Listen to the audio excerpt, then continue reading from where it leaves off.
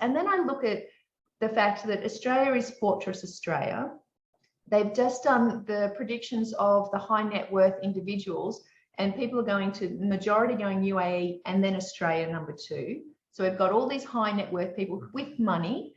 And then we've got this, PR tally of numbers. And if you get to a certain number, you go into the draw, and then maybe you're going to become an Australian citizen. So we've got this going on, and they're telling people to go to Adelaide. And so I'm listening to all of this, and I'm like, but wait a second, where are the immigrants? Like, we still have low unemployment. The jobs aren't being filled up. So I went a little bit further and found out that over the last 2 years, the government's actually pulled, I think it's 865 million out of the Department of Immigration. So there's no one to actually process any of these things. So they're 3 to 4 months behind, because I'm like, when's the timing? When's the timing? So I think that, so where that ramble is going and how I kind of pattern that out is that, I know that immigration people go to where the jobs are, and they're going to go to Sydney and Melbourne. And then there's the other, and often that's Brisbane due to, the climate and lifestyle. But I think Adelaide is going to be the push by the professionals that these immigrants are dealing with. So yes, Melbourne's still on track to being the biggest capital city by 2050, and from an affordability point of view and job point of view, it makes sense.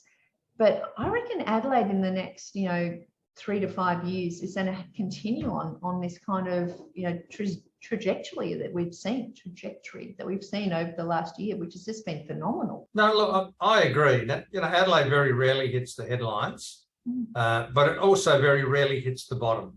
So if people are looking for a more secure asset where property prices are much less likely to drop significantly, but conversely, much less likely to increase significantly, except for what we've seen the last year, then Adelaide is certainly a good choice. Now, I'm obviously biased because I live here, but I know a little bit about property. I live in Adelaide, so when you look at it objectively, and COVID has certainly probably helped us more than hindered us, unlike some other places around the world where they had severe lockdowns. The lights are looking quite bright for Adelaide and other areas. Look, I think Southeast Queensland is still going to do well. The problem with Southeast Queensland is there's a big supply of land. The distance between Brisbane and the Gold Coast is quite big, and there's still lots of vacant land in the area, right? But in Adelaide, for those people that don't know, the southern part, we are restricted by vineyards.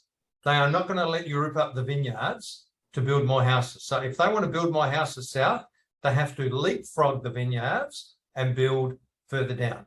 The Adelaide Hills, they will not let you build on the hills face zone. So there is restricted supply. If you want to live in the hills, you have to leapfrog the face and go to the next range of hills. North, one of the other reasons I'm not a big fan of the north, there's an endless supply of land out north. So they can keep building out north. Even though they've got agricultural land, it's not as fertile as it is down south. So Adelaide, from a supply issue, is much more restricted than, say, Southeast Queensland.